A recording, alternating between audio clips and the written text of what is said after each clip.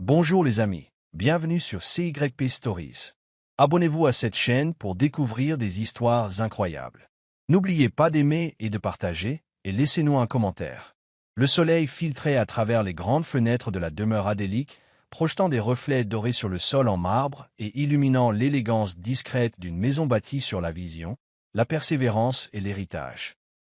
Ariak Adélique se tenait près du balcon vitré de son bureau, sa silhouette imposante enveloppée dans une robe de soie, les bras croisés en contemplation.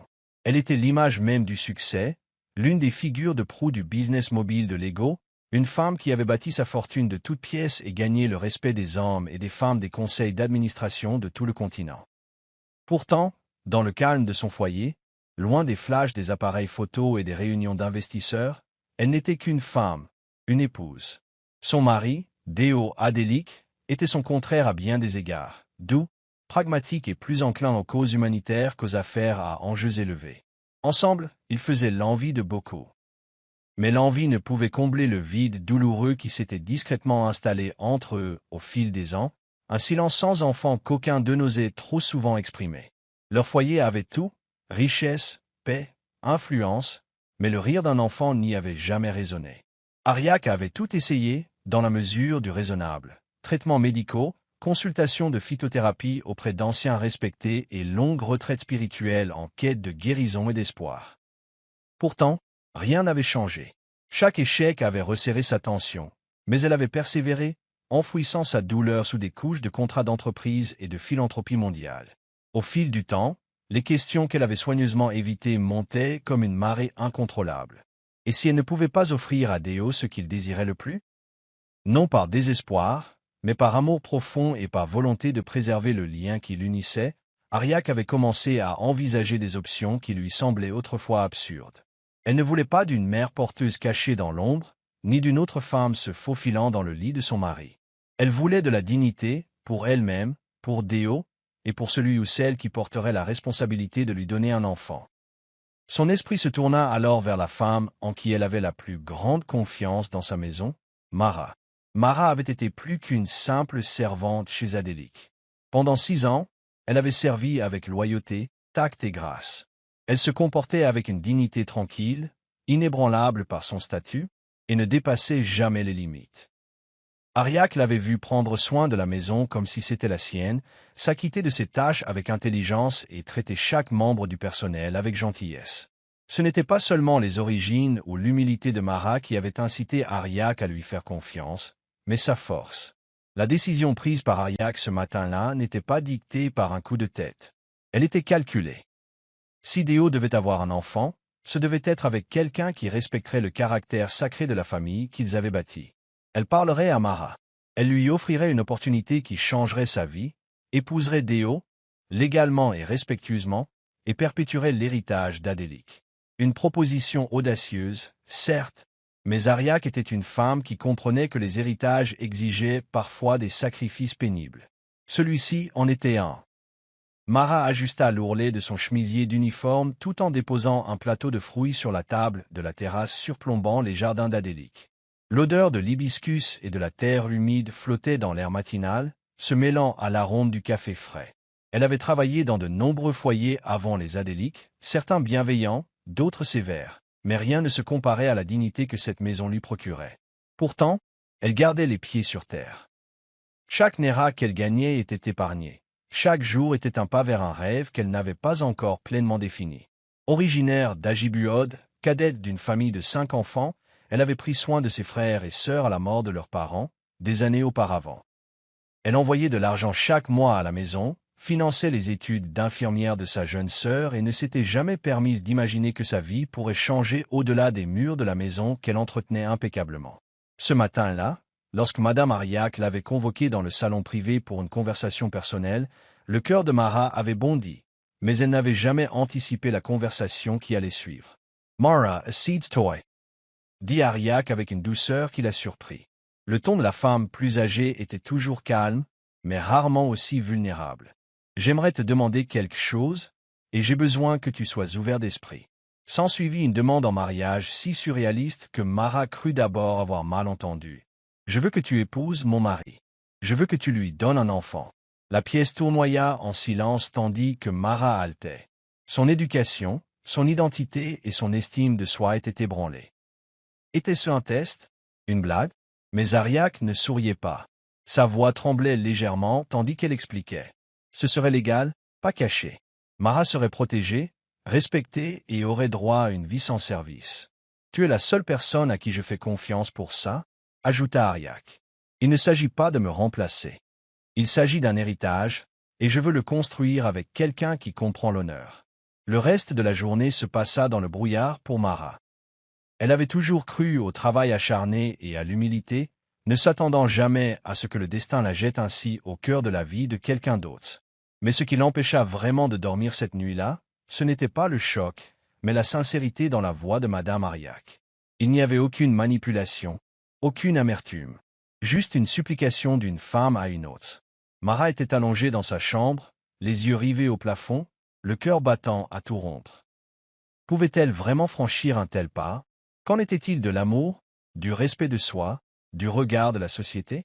Mais d'un autre côté, qu'en était-il de ses frères et sœurs et de leur avenir? Qu'en était-il de la dignité qu'Ariak lui offrait dans un rôle qu'elle pouvait contrôler plutôt que de subir en silence? Mara comprenait le poids de la proposition.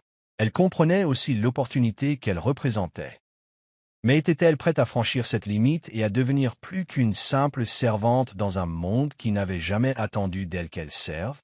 Le salon était silencieux, baigné d'une douce lumière d'après-midi qui se déversait par les hautes vitres qui bordaient le mur. Ariak était assise, une tablette à la main, Mara en face d'elle. En civil, l'air légèrement plus nerveuse que la veille. Dao se tenait près de la fenêtre, les bras croisés, le regard lointain mais pensif. La proposition avait été discutée en privé entre mari et femme, et même si Dao avait mis du temps à la digérer, il avait finalement accepté d'écouter Mara. Ils étaient désormais tous les trois assis ensemble pour la première fois, non pas comme employeurs et domestiques, mais comme des personnes aux portes d'une nouvelle famille. La conversation qui s'ensuivit fut respectueuse et directe. Ariak, en véritable stratège, exposait ses attentes. Mara serait traitée avec respect, son statut au sein de la maison élevé à celui d'une seconde épouse, sans dissimulation ni secret, mais avec une discrétion qui protégerait la dignité de chacun. Elle aurait accès aux soins de santé, une aile dédiée à la maison, une généreuse allocation financière et un soutien total tout au long de sa grossesse et au-delà. Mara écoutait attentivement, les doigts entrelacés sur ses genoux.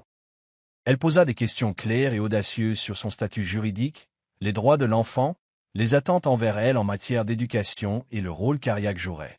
Sa voix était d'une maturité sereine qui surprit même Dao. Il ne s'agissait plus seulement de savoir si elle accepterait la proposition, mais de savoir comment cela se passerait si elle l'acceptait. Ariak était préparé. Un représentant légal avait déjà rédigé un projet d'accord garantissant la protection de Mara par écrit, incluant des clauses sur les droits de propriété, la sécurité à long terme et l'avenir de l'enfant. Dao parlait avec parcimonie, mais observait Mara avec une admiration grandissante, non par attirance, mais par respect pour sa clarté. Il ne s'agissait pas d'une femme cherchant à tirer profit d'une situation. Il s'agissait de quelqu'un qui réfléchissait au coût émotionnel et culturel d'une telle union. À la fin de la réunion, rien n'était finalisé, mais quelque chose avait changé. Un accord avait été trouvé. Il ne s'agissait pas d'une transaction, mais d'un engagement fondé sur la confiance et la clarté mutuelle. Ariak se présentait comme une femme prête à partager sa maison, son mari et son héritage avec un autre. Dao, bien qu'incertain, était prêt à s'aventurer dans l'inconnu si cela lui garantissait un avenir rempli de rires et de famille. Et Mara, toujours prudente, commençait à envisager une vie qu'elle n'aurait jamais cru possible. Une vie bâtie non pas sur la servitude, mais sur la confiance et un objectif commun. Il restait encore des détails à finaliser, des émotions à gérer et des lignes à franchir. Mais les bases avaient été posées, pas par cupidité, non pas par tromperie, mais avec un cœur prudent et déterminé, s'engageant dans un avenir qui allait redéfinir tout ce qu'il pensait savoir sur la famille. Dao Adélik avait toujours su qu'Ariak était une femme d'une force inimaginable. Il l'avait vue transformer des entreprises en faillite en noms célèbres, mener des initiatives caritatives qui nourrissaient des milliers de personnes et s'imposer dans des salles dominées par des traditions patriarcales. Mais rien ne l'avait préparée au soir où elle s'assit en face de lui à dîner, les doigts serrés autour d'un verre de vin, les yeux chargés d'une pensée qu'il ne pouvait déchiffrer, et lui dit calmement « Je veux que tu épouses Mara ». Ces mots le frappèrent comme un éclair. Pendant une minute entière, il resta silencieux. Il la fixa simplement, attendant le rire ou la chute. Mais rien ne vint. Au lieu de cela, Ariak soutint son regard et mit tout à nu.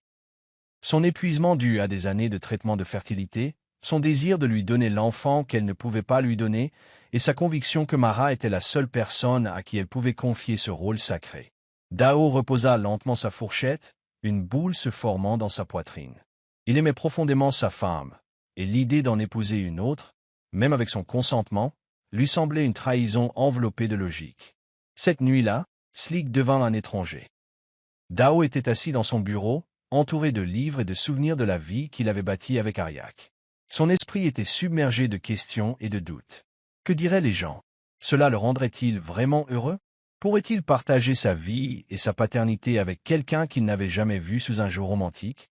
Dao n'était pas un homme aux décisions irréfléchies, ni obsédé par l'approbation sociale, mais là, c'était différent.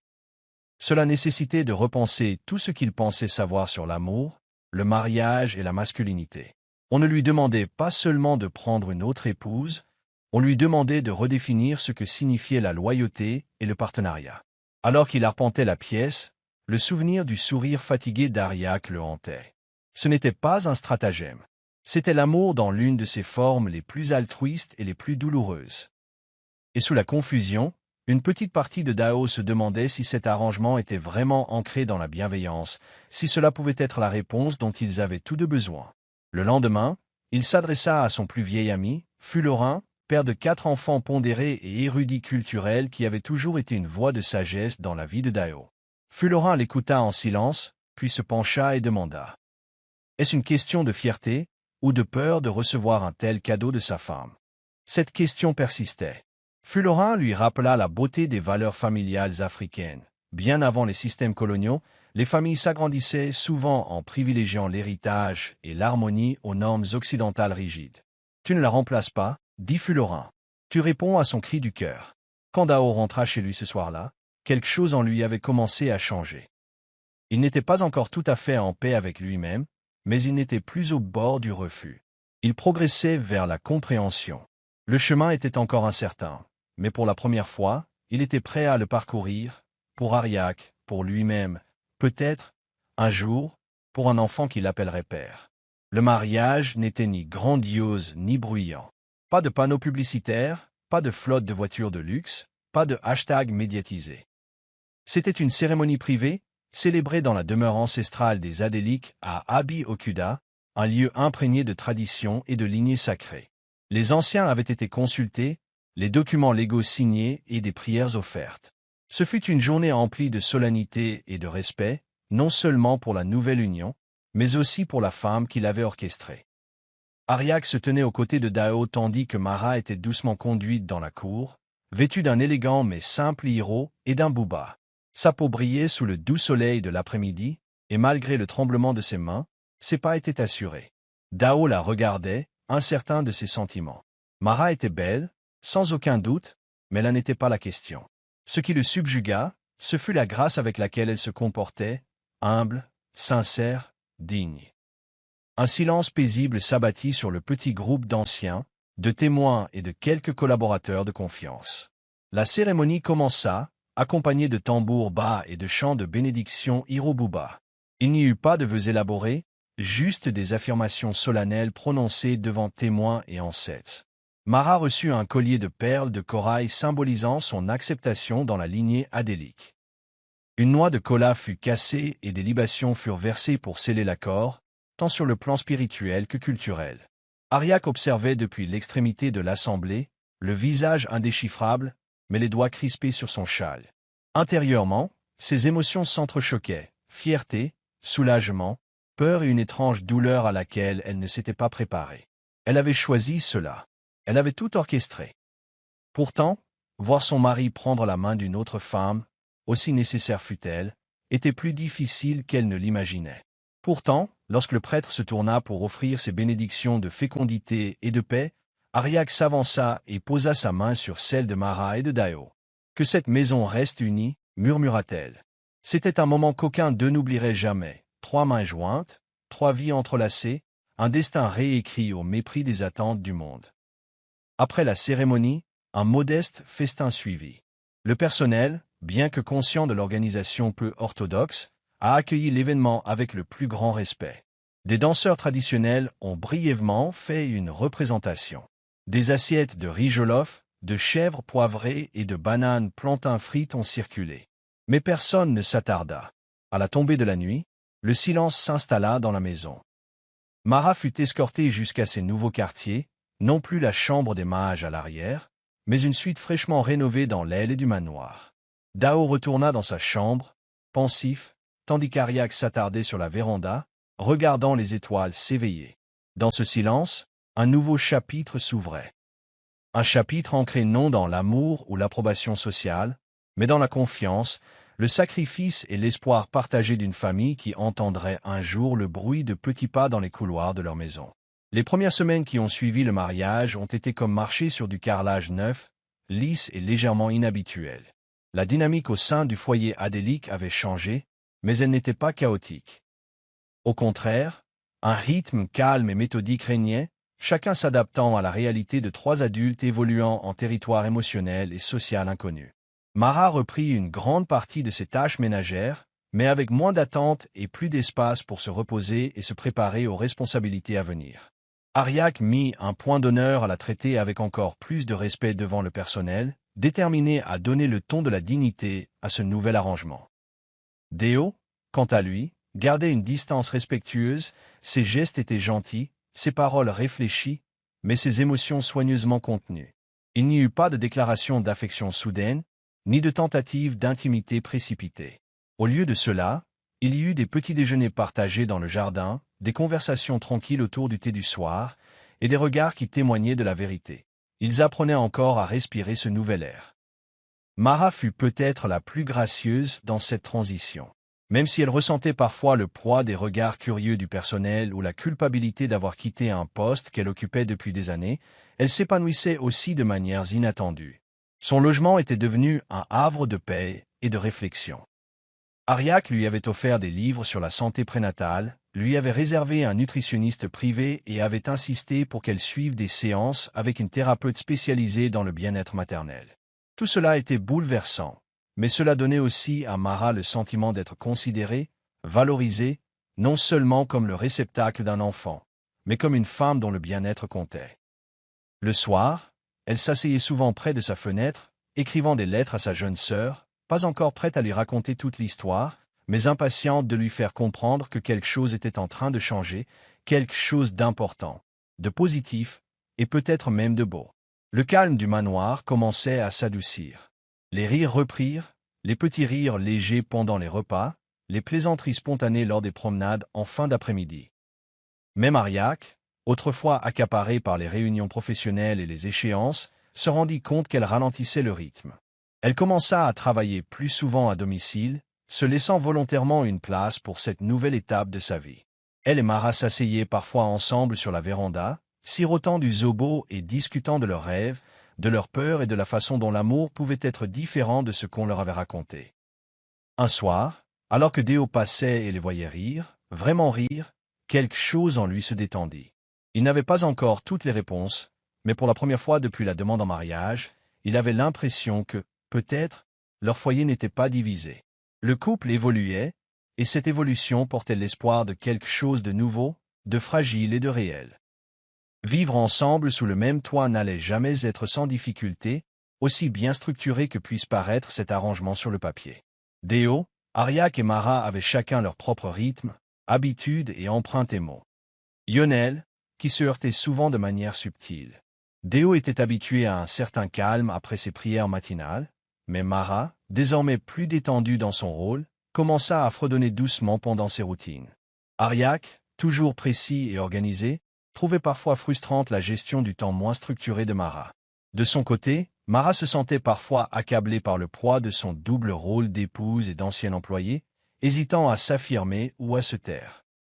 Ces petites différences, sans être explosives, créaient une tension sourde qui exigeait une attention particulière. Le plus beau, cependant, était que tous trois étaient déterminés à préserver la paix. Ils commencèrent à organiser des réunions familiales hebdomadaires, informelles, souvent autour d'un thé, où chacun pouvait exprimer ses sentiments sans crainte d'être jugé. La dynamique sociale au sein du foyer a également évolué. Le personnel, autrefois parfaitement au fait de la hiérarchie employeur-employé, devait désormais s'adapter à une nouvelle hiérarchie. Certains chuchotaient à voix basse, d'autres félicitaient sincèrement Mara. Mais dans l'ensemble, Ariak s'assurait que le nouveau statut de Mara ne prêtait ni à discussion ni à moquerie. Deo a adopté une approche discrète de la diplomatie, traitant Mara avec une affection et un respect subtil, non pas comme une épouse de seconde zone, mais comme quelqu'un méritant tout autant la grâce. Ariak, à son honneur, était remarquablement calme, même si intérieurement elle était aux prises avec des émotions contradictoires. Elle fixait souvent Mara de l'autre côté du salon, curieuse, incertaine, mais étrangement fière de celle qui était désormais, par la loi et l'esprit, sa famille. À travers ses sentiments, elle découvrit quelque chose qu'elle n'avait pas anticipé, l'admiration pour la force et l'humilité de Mara. Dans un monde qui dressait souvent les femmes les unes contre les autres, leur foyer apprenait peu à peu l'art de la coexistence. Ces difficultés de croissance, aussi inconfortables fussent-elles, posèrent les bases de la maturité émotionnelle. Au fil des conversations, les malentendus se sont transformés en leçons et les frontières en ponts. Un après-midi, lorsque Mara a utilisé par inadvertance le fauteuil préféré d'Ariak, la pièce s'est raidie. Mais au lieu de réagir durement, Ariak a ri doucement et a offert un coussin à Mara. Cette chaise a des pouvoirs spéciaux, plaisanta-t-elle, brisant la glace. Ce fut un moment bref, mais significatif. De même, lorsque Deo oublia de frapper avant d'entrer dans la suite de Mara, elle le lui rappela calmement, et il s'excusa aussitôt. Ces moments de compromis n'étaient pas toujours faciles, mais ils étaient nécessaires. Grâce à eux, chacun a appris à laisser de l'espace, à parler gentiment même dans les moments difficiles, et à considérer l'autre non pas comme un concurrent, mais comme un compagnon de route dans un cheminement atypique mais riche de sens. À chaque petite avancée, leur fondation fragile se consolidait, et le foyer commençait à vibrer d'une énergie plus profonde que la tolérance, le respect mutuel. Au fil des jours, quelque chose de subtil et de puissant commença à se produire entre eux, entre Mara et Deo. Ce n'était pas de l'amour, pas au sens d'un conte de fées, mais une chaleureuse familiarité née de moments partagés et d'observations mutuelles. Deo commença à voir Mara non seulement comme le choix d'Ariak, mais aussi comme une personne dotée d'un esprit, de centre d'intérêt et d'une gentillesse unique. Son rire était doux mais sincère, et ses questions lors de leur promenade matinale révélaient une intelligence longtemps sous-estimée. Lorsqu'elle parlait de ses jeunes frères et sœurs, de ses rêves d'avenir ou de son amour secret pour les romans historiques, Deo l'écoutait attentivement. Son respect pour elle s'intensifia. Un soir, alors qu'il arrosait les plantes sur la terrasse, il se surprit à sourire tandis qu'elle essayait de réparer un arroseur récalcitrant. C'est à ce moment-là, en la voyant rire de sa propre maladresse, qu'il réalisa qu'il commençait à apprécier sa compagnie. Non pas par devoir ni par curiosité, mais sincèrement. Du côté d'Ariak, le terrain émotionnel était plus complexe.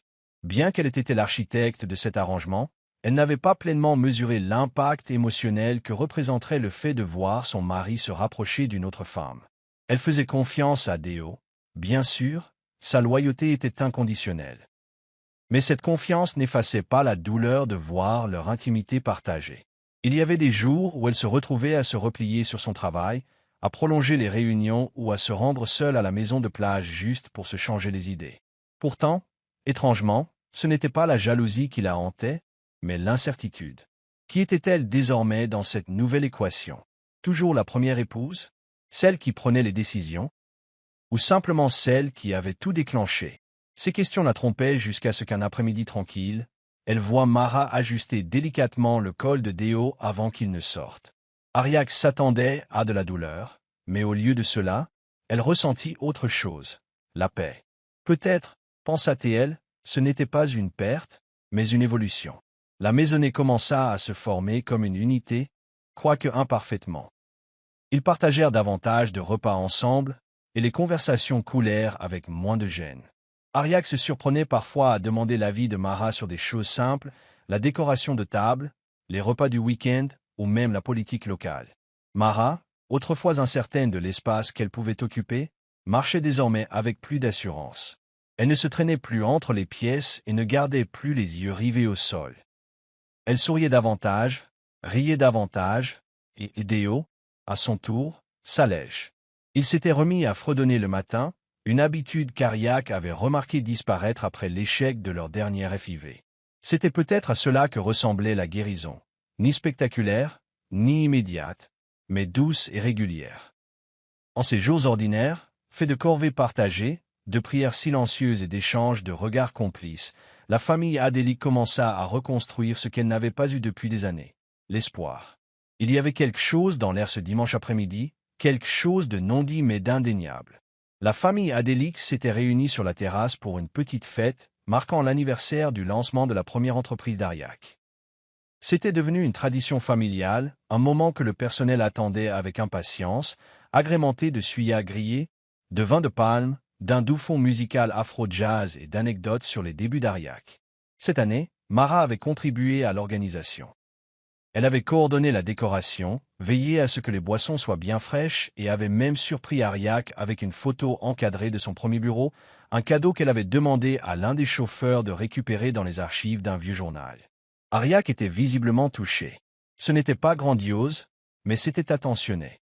Pour la première fois, Ariak tendit la main et serra Mara dans ses bras devant tout le monde, un geste qui stupéfia même Déo. La foule applaudit, et quelqu'un plaisanta. Cette maison est pleine d'amour. Ils rirent tous.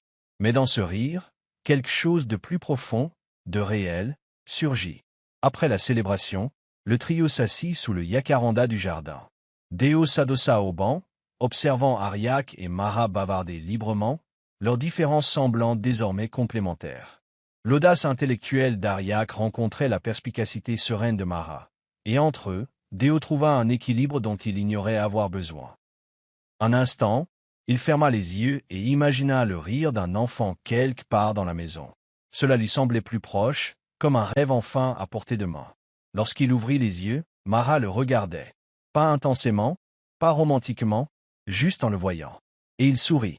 Un sourire de remerciement, non seulement pour l'événement, mais pour tout ce qu'elle avait accepté, enduré et traversé. Il ne l'avait pas encore dit, pas correctement. Mais il le ferait bientôt. Il lui devait ça, et bien plus encore. Ce soir-là, alors que tout le monde s'installait, chacun se retrouva plongé dans une profonde réflexion. Assise dans son bureau, Ariak feuilletait, le cœur rempli, l'album photo que Mara lui avait offert. Elle réalisa que l'amour n'était pas toujours une flamme romantique, mais se trouvait dans le service, le sacrifice et les rêves partagés. Mara, dans sa chambre, écrivait dans son journal à quel point les choses étaient différentes.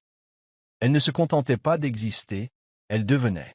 Et Déo, dans le silence de sa chambre, murmurait une prière de gratitude.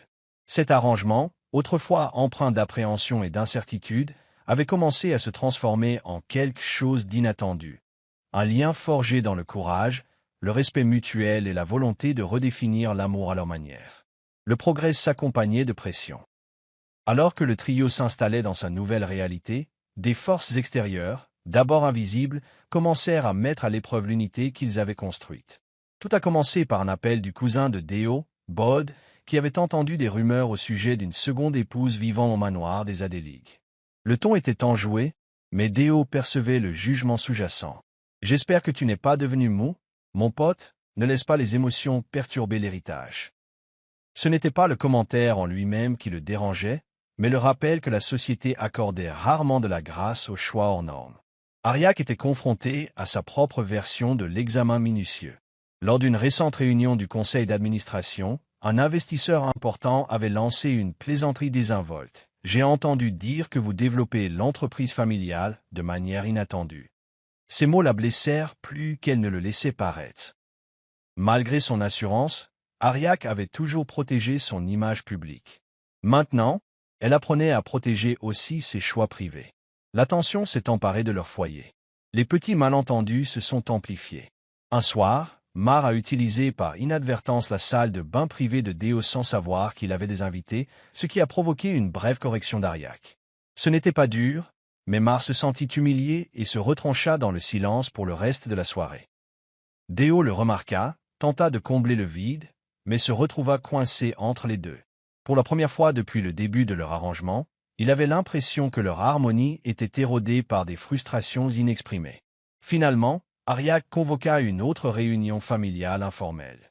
Elle s'excusa auprès de Mar pour son ton, expliquant les pressions extérieures qu'elle avait subies, et Mar, à son tour, exprima son malaise de se sentir à nouveau étrangère.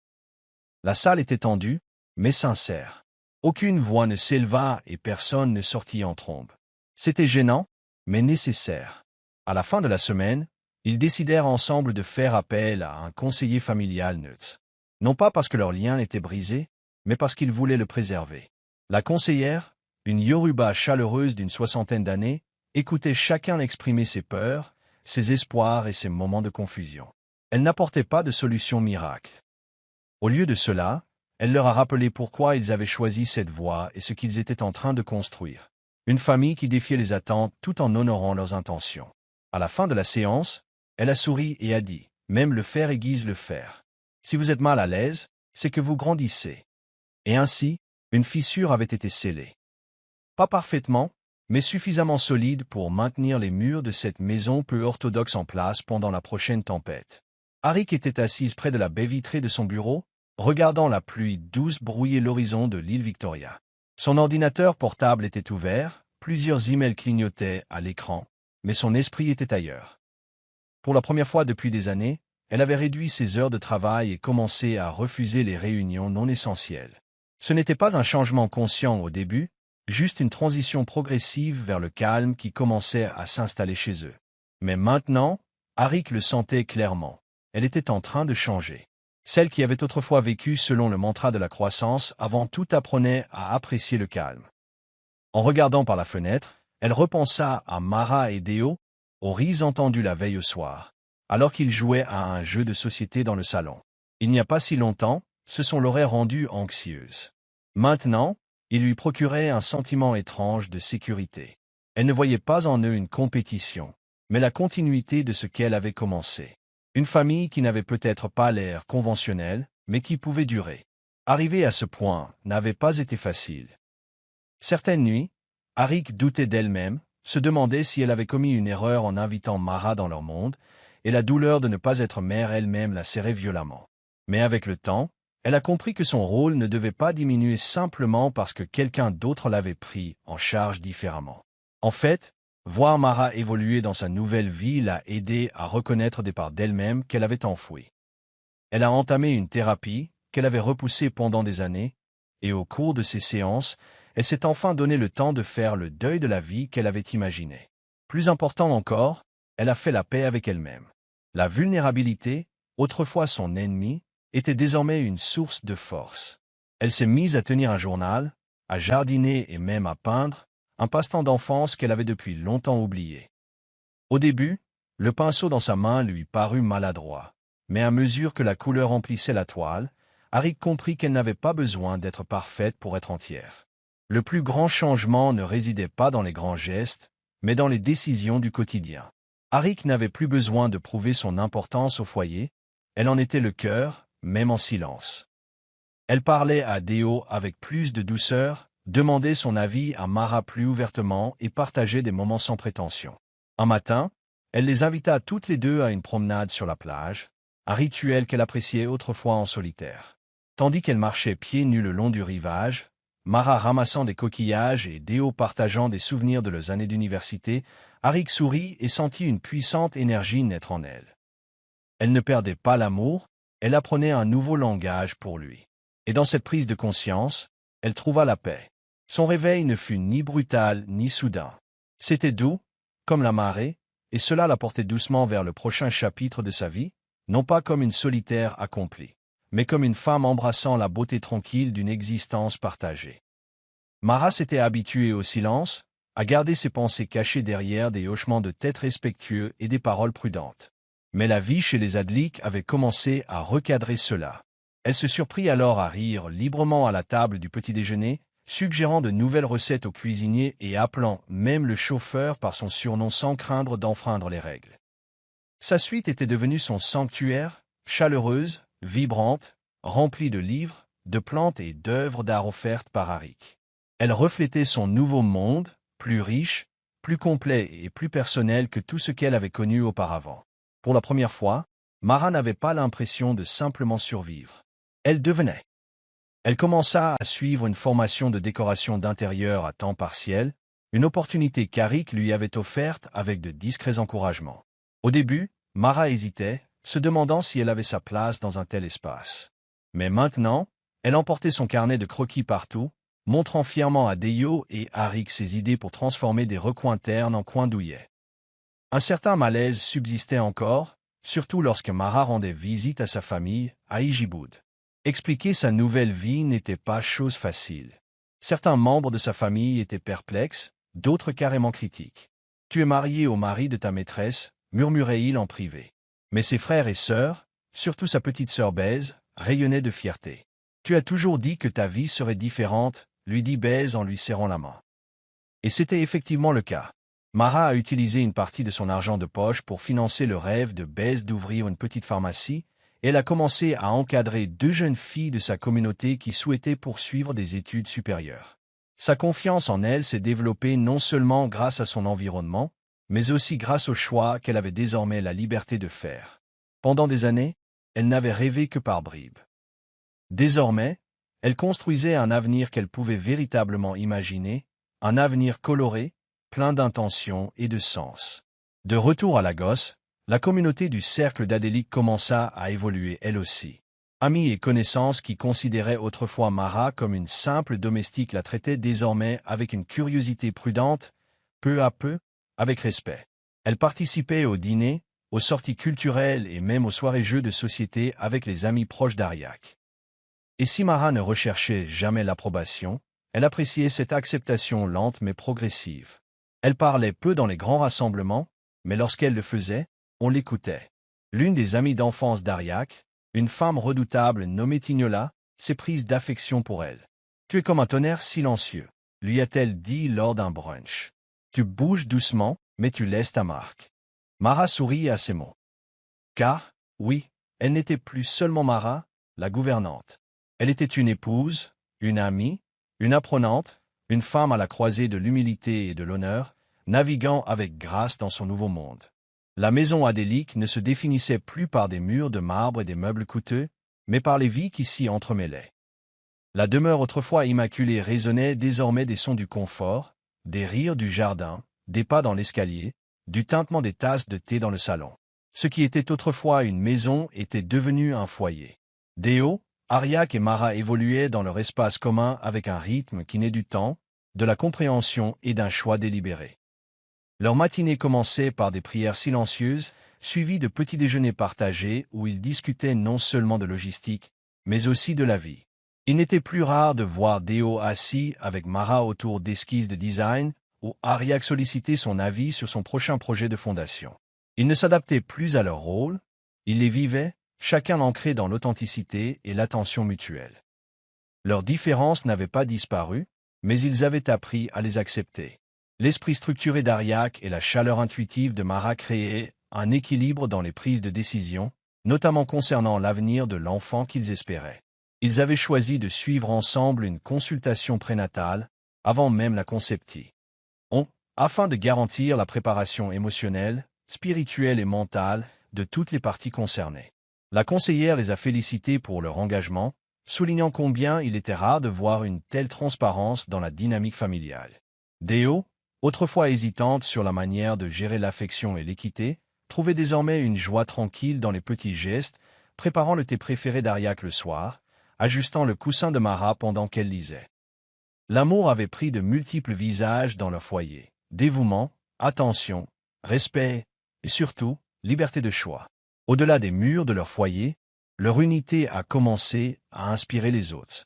Ariak a été invitée à prendre la parole lors d'une conférence sur le leadership féminin, où elle a partagé avec audace une partie de son parcours, sans être trop détaillée, mais avec suffisamment de vérité pour susciter un dialogue sur les familles non traditionnelles et la parentalité intentionnelle. Mara a commencé à faire du bénévolat dans un centre de design pour jeunes, tandis que Déo lançait un nouveau programme de mentorat pour les pères. Leur vie, autrefois façonnée par les attentes de la société, était désormais guidée par un objectif commun. Un soir, Alors qu'ils étaient réunis autour d'un feu de camp dans le jardin, entourés de leurs proches, quelqu'un apportait un toast à la famille que l'amour avait bâtie. Ce n'était pas une exagération poétique, c'était la vérité. À cet instant, sous les étoiles, tous les trois étaient assis l'un près de l'autre, les bras légèrement frôlants, le cœur grand ouvert. Ils n'étaient pas parfaits, mais ils étaient ensemble. Et c'était là, plus que tout, l'héritage qu'ils étaient déterminés à laisser derrière eux. Le moment arriva dans le doux silence du petit matin, alors que les premiers rayons dorés du soleil inondaient la résidence adélique. Les cris de douleur de Mara résonnèrent dans les couloirs, mais il n'y avait aucune panique, seulement une urgence sereine. Ariak se tenait à l'extérieur de la pièce, le cœur battant la chamade, les mains serrées. Déo était aux côtés de Mara, murmurant des affirmations et lui tenant la main pour la rassurer. La maison s'était préparée à ce moment depuis des mois, mais rien n'aurait pu véritablement les préparer à la vague d'émotions qui les submergea lorsque les premiers cris de l'enfant retentirent. C'était un petit garçon, en bonne santé, beau et plein de promesses. La sage-femme l'enveloppa dans un doux pagne tissé à la main et le déposa dans les bras tremblants de Mara. Des larmes coulaient abondamment sur les joues de Mara, non seulement à cause de la douleur ou de la joie de l'accouchement, mais aussi parce qu'elle réalisait que sa vie, autrefois petite et simple, venait de changer à jamais. Ariak entra dans la pièce quelques minutes plus tard, prudente mais sereine. Son regard se posa d'abord sur le bébé, puis sur le sourire fatigué de Mara, et enfin sur l'expression stupéfaite de Déo. Personne n'y parla. L'instant était trop sacré pour être exprimé par des mots. Ariak tendit la main, ses doigts effleurant le petit poing du bébé. Il saisit instinctivement son petit doigt, et quelque chose en elle se déplaça, quelque chose de doux et de maternel. Ni jalousie, ni regret, mais une profonde gratitude que cet enfant, symbole d'unité et de sacrifice, fasse désormais partie d'eux tous. Elle se pencha et embrassa doucement le front de Mara, puis se tourna vers Déo et murmura « Tu es un père ». Il hocha la tête, incapable de parler, accablé par le poids de tout cela. Et à cet instant, il n'y avait plus d'étiquette, plus de titre, juste trois êtres liés par l'amour et le miracle d'une nouvelle vie. La célébration qui a suivi était intime mais profondément traditionnelle. Une cérémonie de baptême Yoruba a eu lieu dans le jardin, en présence d'amis proches, d'aînés de la famille et du personnel qui avaient rejoint leur parcours. Des joueurs de tambour jouaient doucement tandis qu'une prêtresse chantait des bénédictions, invoquant santé, sagesse et paix sur l'enfant. Ils l'appelèrent Oluwadamila Ayatan de Delik. Dieu m'a béni de richesse et la joie m'est revenue. Ce nom reflétait tout leur voyage, la force d'Ariak, le désir de Déo et la foi de Mara. Mara était assise sous un auvent ombragé, berçant Damalola dans ses bras, tandis que Déo se tenait derrière elle, une main posée sur son épaule. Ariak les observait tous les deux, vêtus de dentelle bleu profond, les yeux brillants mais les lèvres apaisées. L'air était chargé d'amour et de la conscience silencieuse que leurs parcours atypiques les avaient menés à quelque chose d'extraordinaire. Cet enfant n'était pas né seulement de la nécessité. Il était né du courage, de la compassion et d'un rêve commun qui respirait désormais dans leurs bras. La paternité convenait à Déo d'une manière inattendue. La façon dont son fils se blottissait contre lui, la façon dont il reconnaissait instinctivement son odeur, le calme profond qui l'envahissait lorsqu'il tenait Damalola dans ses bras, tout cela était exaltant et une leçon d'humilité. Pourtant, au fil des jours et des semaines, Déo se retrouvait à naviguer dans un océan d'émotions complexes. Il aimait son fils de toutes ses forces, mais il se demandait souvent s'il accordait la même attention aux deux femmes qui avaient rendu sa paternité possible. Ariak avait repris le travail, mais restait impliqué, passant toujours pour cajoler le bébé et prendre des nouvelles de Mara. Mara, quant à elle, se rétablissait magnifiquement, physiquement et émotionnellement, mais Déo remarquait les moments de silence où son regard brillait d'incertitude. Et lui? Il était partagé entre gratitude et culpabilité, entre joie et devoir. Personne ne l'avait préparé aux proies invisibles d'aimer deux femmes de manière si différente et si profonde. Il demanda conseil à son mentor, Baba Toby, un professeur à la retraite qui avait longtemps guidé Déo dans les choix les plus importants de sa vie. Ils étaient assis sous un manguier dans la propriété de Baba, sirotant un bitter cola et discutant de l'ancien et du nouveau. « Tu les aimes tous les deux ?» dit simplement Baba. Pas de la même manière, mais pleinement. Ce n'est pas de la confusion, c'est de la responsabilité. Ces mots restèrent gravés dans la mémoire de Déo. Il commença à percevoir son rôle non pas comme divisé, mais comme complexe. Chaque femme lui avait apporté quelque chose d'irremplaçable. Ariak, la vision et le partenariat qui ont bâti sa vie, et Mara, le don de la paternité et la douceur qui l'ont soutenu. Pourtant, il savait aussi qu'aucune des deux ne devait se sentir éclipsée par l'autre. Il devait trouver un équilibre, non pas par de grandes déclarations, mais par une présence constante, de la prévenance et une honnêteté émotionnelle. De retour à la maison, il a opéré des changements subtils. Il a consacré du temps à Ariak, ravivant des centres d'intérêt communs, comme leur bon vieux brunch jazz du dimanche matin. Avec Mara, il a davantage écouté, a compris ses craintes et a laissé sa voix s'exprimer dans son parcours parental. Un soir, alors qu'ils étaient tous assis ensemble à regarder Damalola dormir, Déo prit leurs mains dans les siennes. « Je ne réussirai peut-être pas toujours, dit-il doucement, mais je veux que vous sachiez tous les deux que cette famille, nous trois, et maintenant quatre, signifie tout pour moi. Et je passerai ma vie à honorer cela. » Aucune des deux femmes ne répondit par des mots, mais leurs yeux brillaient d'émotion. Dans ce silence, Déo ressentit une paix qu'il n'avait pas connue depuis des mois. Il n'était pas parfait, mais il était présent. Et dans cette famille bâtie sur des fondations peu orthodoxes, la présence était primordiale. Par une chaude soirée, le ciel de Lagos se teinta d'orange et d'indigo, ce crépuscule qui immobilisait la ville juste assez longtemps pour laisser le monde respirer. À l'intérieur du peigne d'Adélie, cependant, le souffle était retenu pour d'autres raisons. L'atmosphère entre les trois hommes était devenue calme, non pas hostile, mais pesante. Damalola commençait à faire ses dents, et les nuits blanches commençaient à peser lourd. La communication s'était effritée, et l'épuisement émotionnel transformait même les petits malentendus en de grandes ruptures. Mara avait commencé à se tenir à l'écart lors des dîners de famille, ressentant la pression subtile de ne pas vouloir s'immiscer. Ariak, sans être méchant, était devenu distant, accablé par les exigences du conseil d'administration et ne sachant pas comment renouer sans paraître envahissant. Déo, pris entre deux feux, se sentait retomber en pilotage automatique émotionnel. C'est Mara qui a finalement brisé le silence. « On ne peut pas continuer à faire comme si c'était facile. » dit-elle un soir après le dîner, la voix tremblante. « On est tous là, mais on dérive. » Cette simple phrase fit craquer le mur contre lequel ils s'étaient tous adossés. Ils se réunirent dans le salon, Ariak pieds nus, Mara dans un peignoir, Déo tenant Damalola, qui s'était enfin assoupi, et pour la première fois depuis des semaines, ils parlèrent sans ménagement. Ariak avoua se sentir à nouveau perdu, incertaine de sa place maintenant que le bébé était arrivé. « Je sais que j'ai choisi ça, mais parfois, je me sens comme une visiteuse dans mon propre rêve, » murmura-t-elle. Mara lui prit la main, la lui tendant sans attente. Déo parla de la pression qu'il ressentait à vouloir tout pour tout le monde, et de la peur de les décevoir tous les deux. Il n'y eut aucune accusation, seulement des aveux.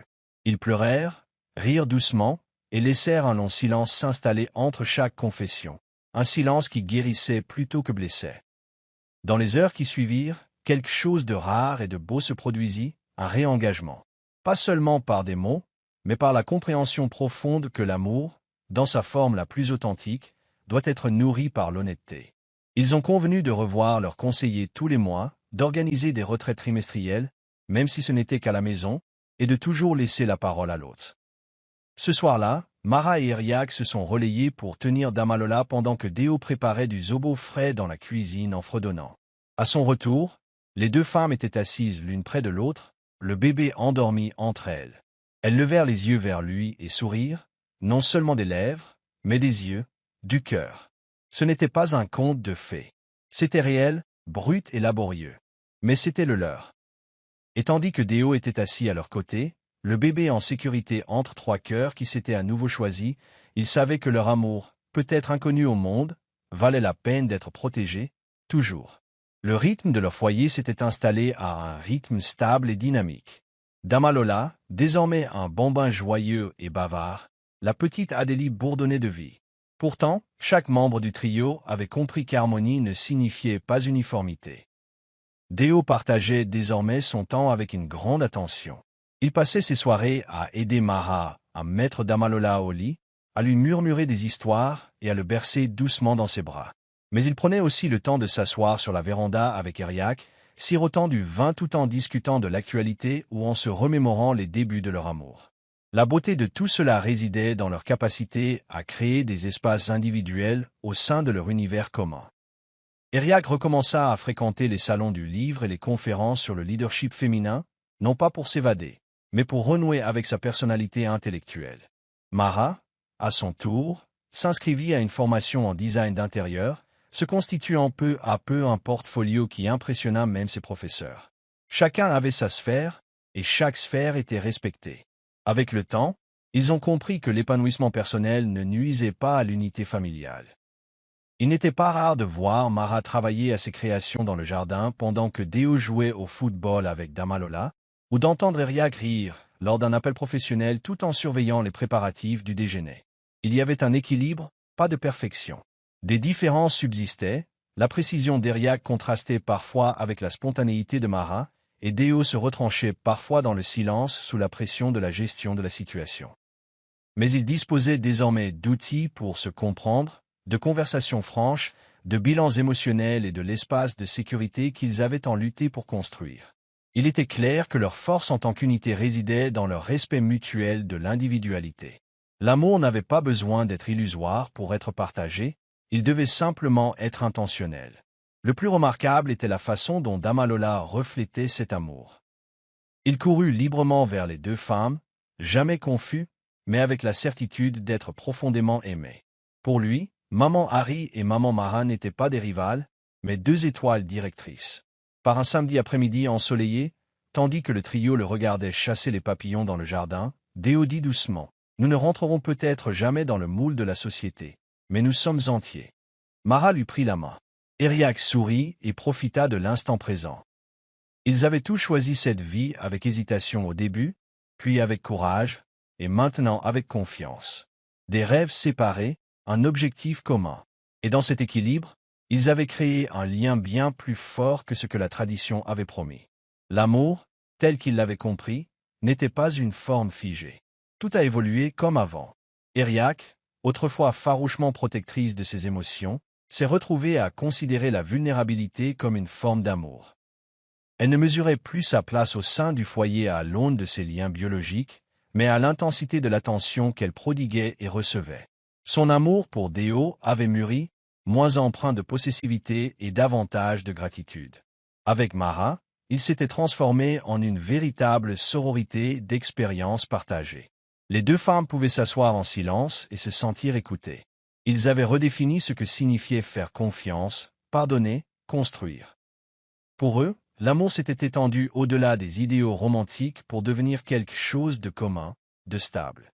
Déo, lui aussi, avait remodelé sa conception de l'amour. Il comprit qu'il ne s'agissait pas de choisir entre deux femmes, mais plutôt d'entretenir avec chacune d'elles une relation unique et sincère. Son amour pour Eriac était teinté d'admiration, d'histoire et d'une complicité durable. Avec Mara, il était plus nouveau, plus calme, davantage ancré dans la parentalité partagée et les joies du quotidien. Il ne se sentait plus coupable de ressentir de l'affection différemment. Il voyait plutôt son rôle comme un pont entre deux mondes qui avaient fusionné sous son toit. Et en aimant ces deux femmes avec intégrité, il était devenu un homme meilleur, plus patient, plus conscient, plus complet. Leur amour redéfini ne s'est pas réalisé en vase clos. Lors d'une réunion de famille, une cousine aînée a murmuré à Eriac « Tu as fait preuve de courage, quelque chose que seule une femme qui comprend vraiment l'essence de la famille peut faire. » Et elle l'a fait.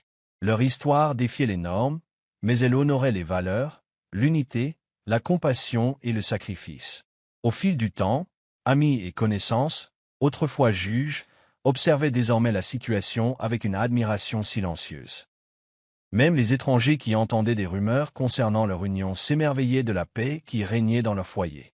C'était la preuve que l'amour, dans sa forme la plus pure, ne se limitait pas aux traditions. Il se construisait par des choix, intentionnels, évolutifs et courageux. Et la famille Adélique avait fait ses choix, jour après jour, pierre après pierre émotionnelle. La demeure Adélique s'était transformée, non seulement sur le plan énergétique, mais aussi sur le plan physique. Les couloirs autrefois formels, presque austères, étaient désormais empreints de chaleur. Mara s'était donné pour mission de réaménager certaines parties de la maison, alliant l'esthétique traditionnelle yoruba à un charme minimaliste et contemporain. La chambre de Dama Lola était remplie de jouets en bois, de rideaux cousus main et de fresques murales colorées représentant des animaux africains. Le salon était désormais décoré de coussins douillets et de photos de famille encadrées, remplaçant les œuvres d'art autrefois trop stériles.